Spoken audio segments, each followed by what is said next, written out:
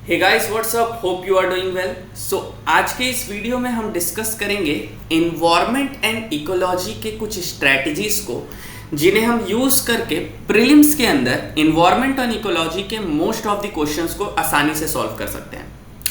अब environment and ecology एक ऐसा पार्ट है जिसका वेटेज यूपीएससी प्रीलिम्स के अंदर दिन पे दिन बढ़ते जा रहा है, और स्पेसिफिकली जब से ये कंबाइंड प्रीलिम्स होता है फॉर आईएएस और आईएफएस, ये सेक्शन का वेटेज दिन पे दिन बढ़ रहा है।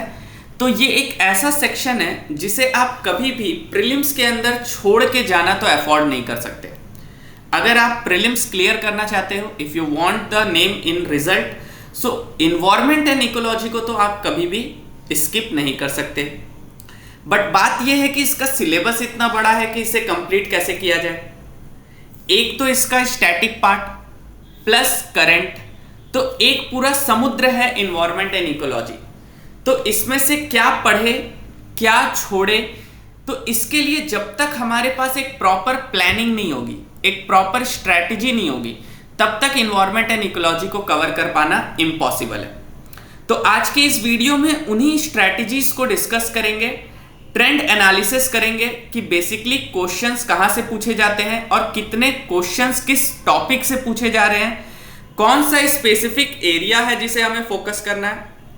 तो बहुत ही बेहतरीन वीडियो है, वीडियो को कंप्लीट देखिए, एक कॉन्सेप्ट क्लैरिटी आपको मिलेगी कि कहां से कितने क्वेश्चंस बनते हैं। तो सबसे पहला इसमें बेसिकली 5 पॉइंट डिस्कस किए जाएंगे, जिसमें से पहला जो हमारा पॉइंट है कि understand the weightage in UPSC prelims. किसी भी चीज को करने से पहले उसका कॉस्ट बेनिफिट रेशियो को एनालिसिस कर लीजिए कि हमें उसको करने से क्या फायदा मिलेगा। उसी तरीके से अगर हम इन्वायरमेंट एंड इकोलॉजी पढ़ रहे हैं तो उसका वेटेज कितना है यूपीएससी प्रीलिम्स के अंदर।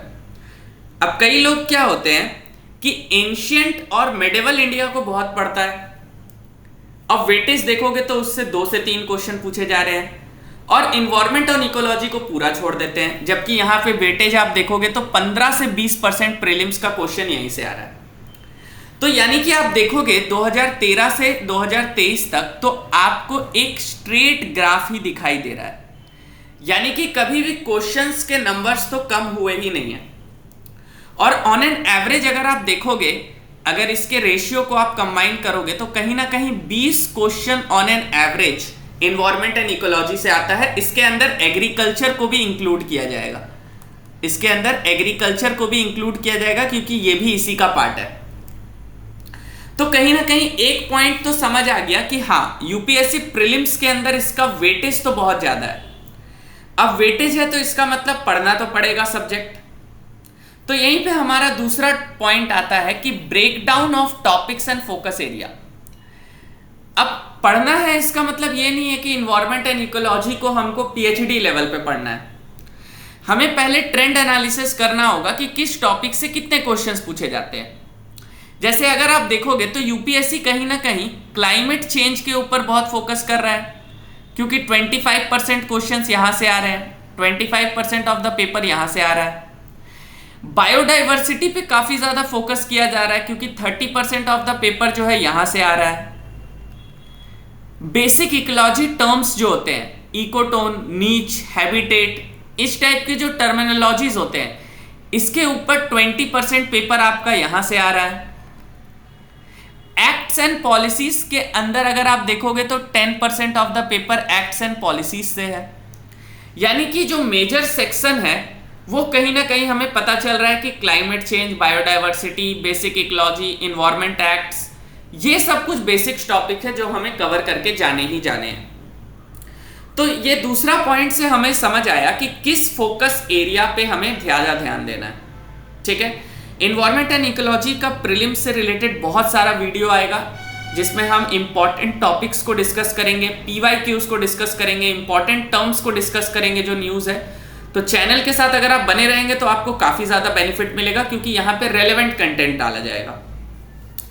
थर्ड है कि क्या क्या सोर्सेज को फॉलो करें study of environment and ecology. अब देखो, ये जो सोर्सेज है ये आप तब फॉलो कर सकते हो जब आपके पास आराम से टाइम हो, 6 महीने से लेके 1 साल का, यानी कि 6 to 1 ईयर हो, तब आप इतना ज्यादा फोकस कर सकते हो। अभी प्रीलिम्स में लेस देन आपका 50 डेज रह गया, 50 डेज से भी कम रह गया। तो अभी आप इतने सारे सोर्सेस को तो फॉलो नहीं कर सकते कि आप NCERT class 9-10 environment and ecology का बेसिक्स पढ़ रहे हो, शंकर आईएएस का बुक पढ़ रहे हो, करंट अफेयर्स पूरा 1 साल का कर रहे हो। तो अभी आपको बहुत ही स्ट्रैटेजिकली काम करना होगा, आपको बहुत ही स्ट्रैटेजिकली वीडियोस को देखना होगा जहां से भी आपको रेलेवेंट कंटेंट मिल जाए। क्योंकि अगर आप सोचोगे कि अभी मैं 1 महीने के अंदर शंकर आईएएस का पूरा इन्वायरमेंट का बुक पढ़ लूंगा, तो that is not literally possible. Current affairs के लिए आप कोई सबसे बेस्ट रहेगा कि पीटी 365 फॉलो कर लो, विजन आईएएस का बेस्ट है। इसके अंदर जितने टॉपिक्स है उस पर आप थोड़ा सा गूगल का यूज कर सकते हो। देखो, आपको अपने प्रिपरेशन में कहीं ना कहीं गूगल का यूज तो करना ही पड़ेगा, चैट जीपीटी का यूज तो करना ही पड़ेगा, ठीक है। कहीं ना कहीं आपको रेलेवेंट सोर्सेज जो अवेलेबल है उसका यूज करना होगा। सपोज आप कोई टर्म पढ़ते हो तो उससे रिलेटेड आप गूगल में जाके और कुछ कंटेंट सर्च कर लो, क्योंकि यूपीएससी एक रेलेवेंट टॉपिक से क्वेश्चन नहीं पूछता, उसके आसपास के एरिया से भी क्वेश्चन पूछता है।